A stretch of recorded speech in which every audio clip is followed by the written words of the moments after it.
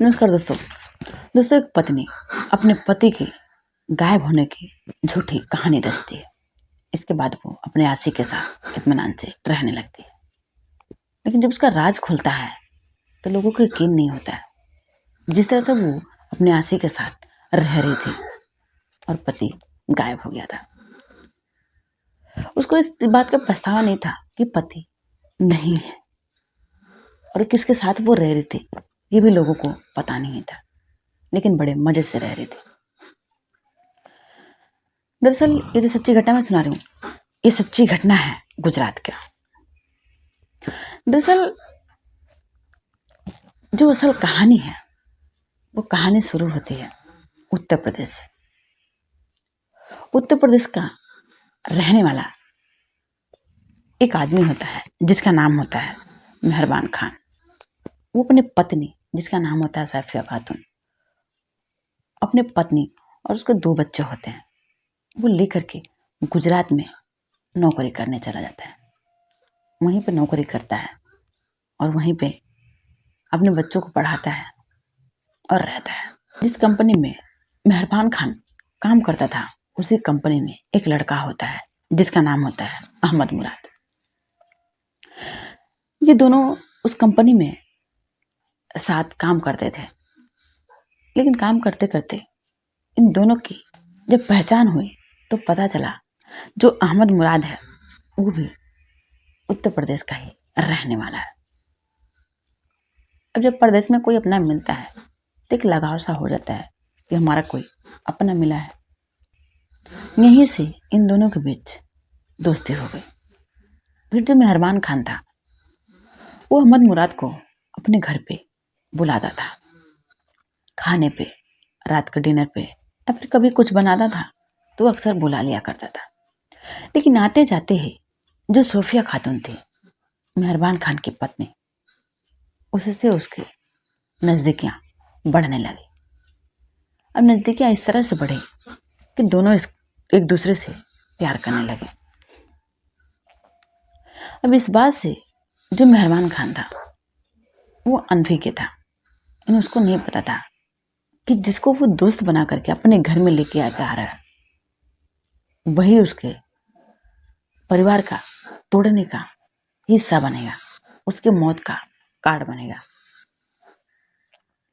ये इन दोनों के बीच प्यार होने लगता है, इन सफिया खातून और अहमद मुराद के बीच।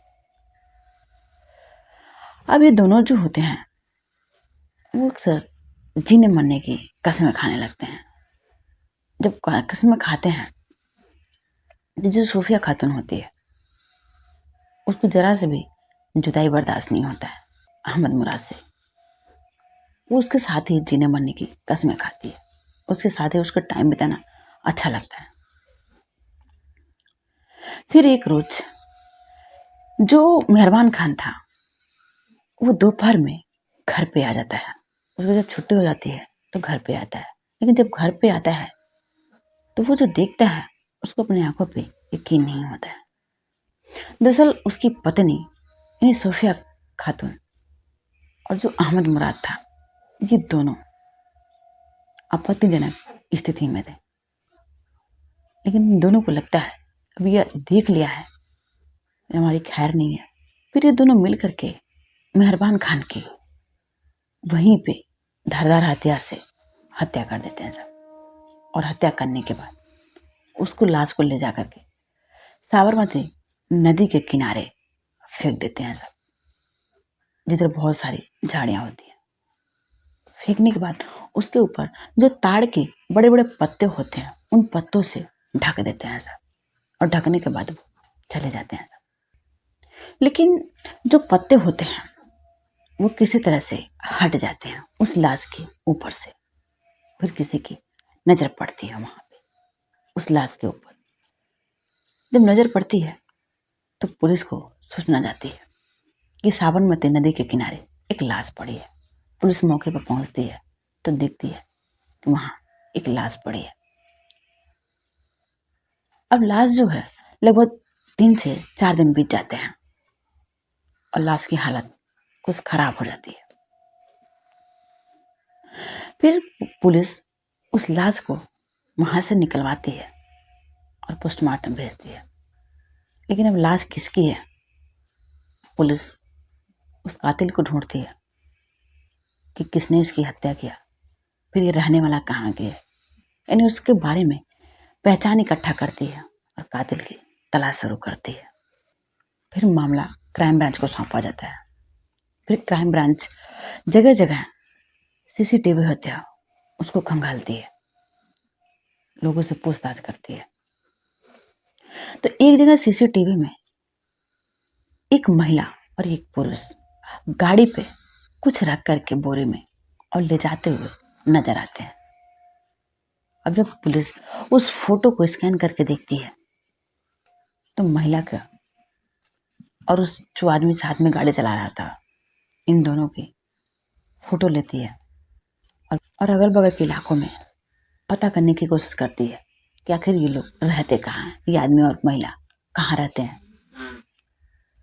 काफी पूछताछ करने के बाद पता चलता है पुलिस को कि इस महिला का पति तो गायब है, इसका पता नहीं चल रहा कि वो कहाँ है।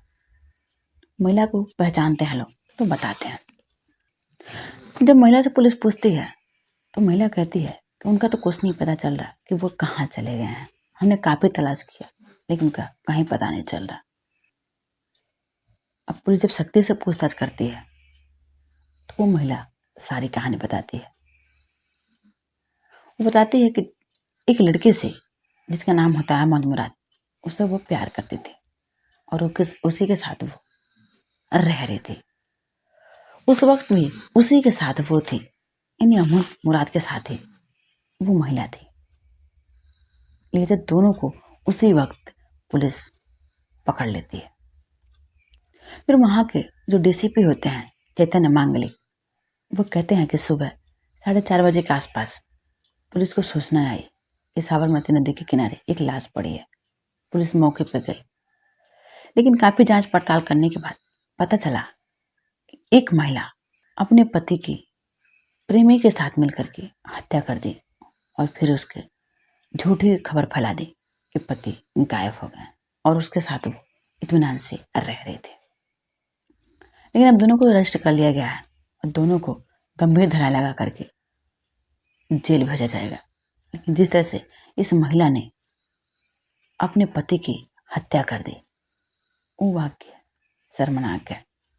एक पत्नी इस हद तक कैसे जा सकती है जो साथ जीने मरने की कसमें खाती है, हजार वादे निभाती है।